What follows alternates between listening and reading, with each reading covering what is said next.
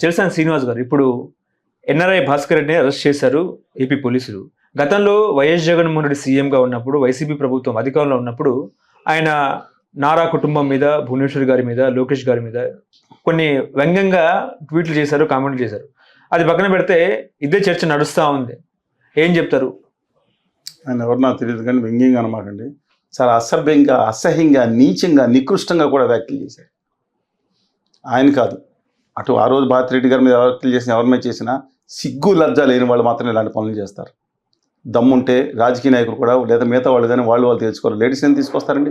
సిగ్గుందా? ఇవాళ రేపొద్దున ఎవరైనా అలాంటి వాళ్ళకి సపోర్ట్ చేస్తే రేపొద్దున వాళ్ళ మీద కూడా వేస్తారు. వ్యవస్థను మార్చాలి. చాలా బాధగా ఉంటుంది, ఇబ్బందిగా ఉంటుందండి. చాలా అసహ్యంగా, నీచంగా, మనిషి మానవత్వం లేకుండా రాజకీయ నాయకుడిని చంద్రబాబు నాయుడు గారు తిడతారు లేదంటే that is different issue. But what is nonsense అండి?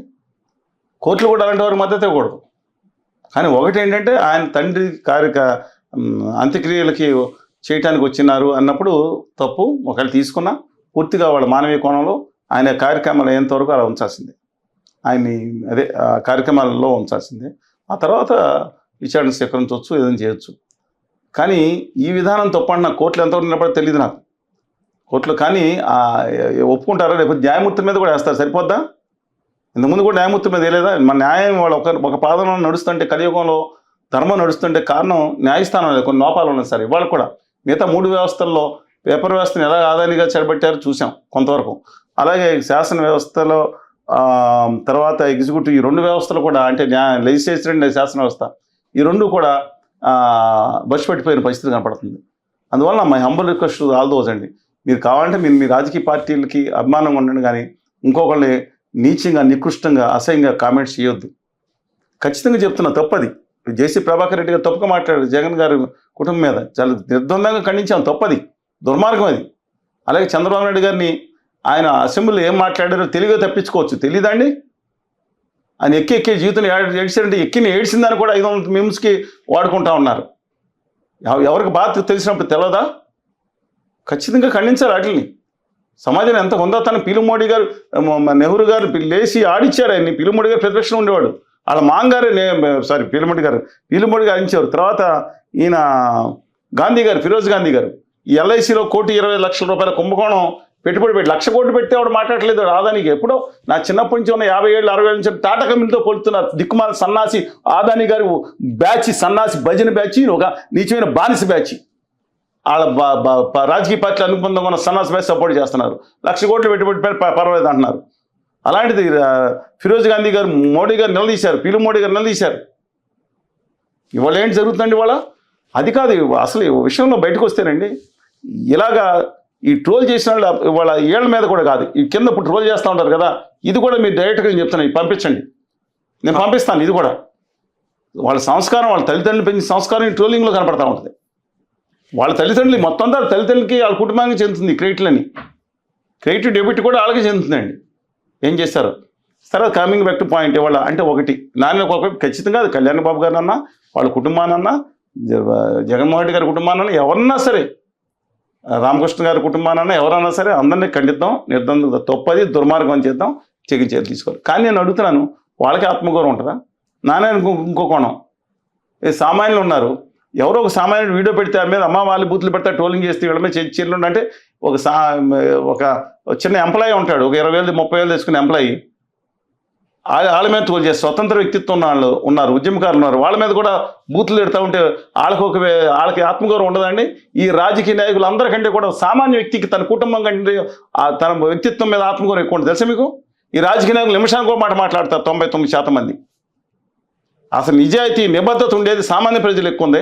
మరి వాళ్ళ మీద ట్రోలింగ్ చేసినప్పుడు మాట్లాడరేళ్ళు అంటే మీకు న్యాయం, వాళ్ళకు న్యాయం రాని 2 కోణాలు మాట్లాడుతున్నాను. ఇది దుర్మార్గం, యుద్ధం చెప్తాను, దుర్మార్గం, నీచం, ఇలాంటి వాళ్ళని చేయకూడదని చెప్తున్నా.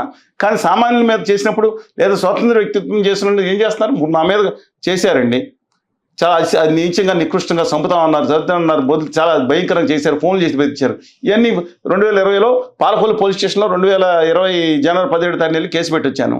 ఆ రోజు మా ఎంపీ గారు రఘురామకృష్ణరాజు గారికి చెప్పాను, ఆయనకి వాట్సాప్లో కూడా పంపించాను, ఇప్పుడు నా దగ్గర ఉంది. పంపిస్తే తర్వాత చెప్తే నేను చూడలేదండి, చూస్తానండి అన్నారు, పట్టించుకోలేదు ఆయన. విత్ రెస్పెక్ట్ మై ఉన్నాం. ఆ తర్వాత ఎస్పీ గారు రాశాను, డీజీపీ గారు రాశాను, హోంశాఖ మంత్రి రాశాను, కేంద్రంలో నాకు పరిచయం ఉన్న కేంద్ర హోంశాఖ మంత్రికి కూడా రాశాను. రాష్ట్రానికి పంపించారు.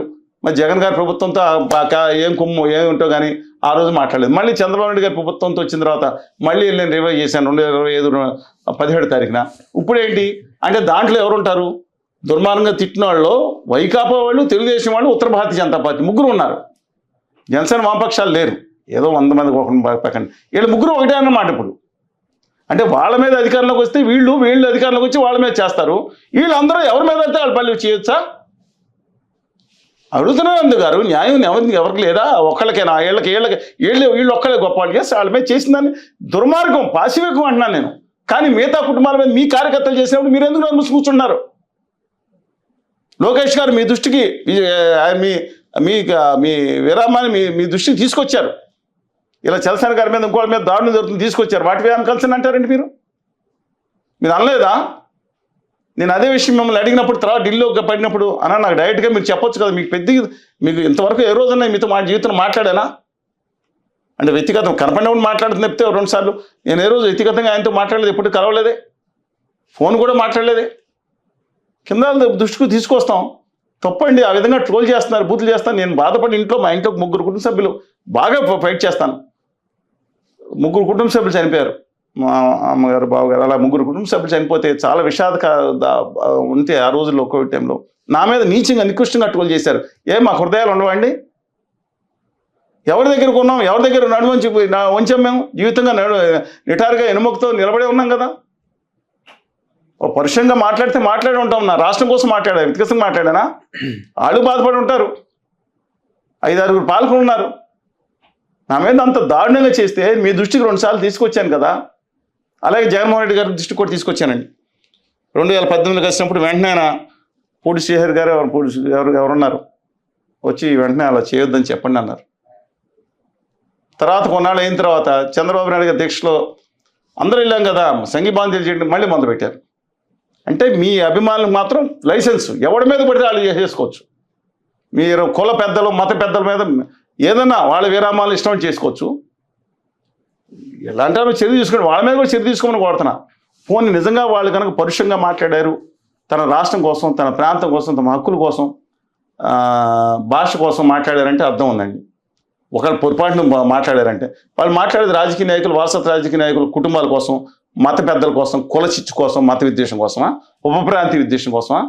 తెలంగాణ ఉద్యమంలో అక్కడ ఆ తోటి తెలంగాణ బిడ్డలు, తెలుగు తల్లి బిడ్డలు వాళ్ళు రెచ్చగొట్టారు. పైన ఉన్న రాజకీయ నాయకులు తమ స్వార్థం కోసం, తమ అధికారం సంపాదించడం కోసం కింద వాళ్ళు తప్పుదారి పట్టుంటారు. కొన్ని మంచి మార్గాలు, కొన్ని మంచి మాటలు కూడా మాట్లాడతారు. ఒక అనుచితంగా మాట్లాడారు. అది తెలుగు బిడ్డ భావోద్వేగం, అది వదిలేసుకోవాలి అది. కానీ వీళ్ళు రాజకీయ నాయకుల కోసం, కుల మత పెద్దల ఉద్దేశాలు రెచ్చగొట్టి ఎందుకు వదలాలి? ఉప ప్రాంతం కోసం తను పోరాడాడు. అలాగే కొంతమంది దుర్మార్గంగా మాట్లాడారు. ఒక ఉద్యోగ నాయకుడు ఉన్నాడు, నికృష్టంగా తెలంగాణలో ఉన్న వాళ్ళని మహిళలు అవమానపరిచేటట్టు ఆంధ్రప్రదేశ్లో ఉన్న కోస్తా జిల్లాకు సంబంధించిన ఒక ఉద్యోగ నాయకుడు చాలా నీచంగా మాట్లాడాడు. హిందూపురం బస్సు ఖండించాను. అన్యాయం కదా, నేను మాట్లాడకూడదు కదా. అలాగా తెలంగాణలో అనేక మంది మాట్లాడారు. తప్పు కదా. తోటి తెలుగు సోదరుని అలా సరే, అది ఎమోషన్ బాగుంది. ఇదేం భావోద్వేగం అండి? ఇది కేవలం కుల పిచ్చి, కులగజ్జి, వారసత్వ రాజకీయాలు పిచ్చి, రాజకీయ నాయకుల దీనికోసం విద్వేషం తెచ్చుకోవడం absolutely absurd and non sense. దయచేసి మేకపాటి రాజమోహన్ రెడ్డి గారు కూడా చెప్పారు, మీరేదో నాయకుడి కోసం భాజపా ఎక్కువ కొడితే లోపల పడతారు నాయన, వద్దు. ఈ విషయం తెలుగుదేశం వాళ్ళు కూడా వర్తిస్తుంది.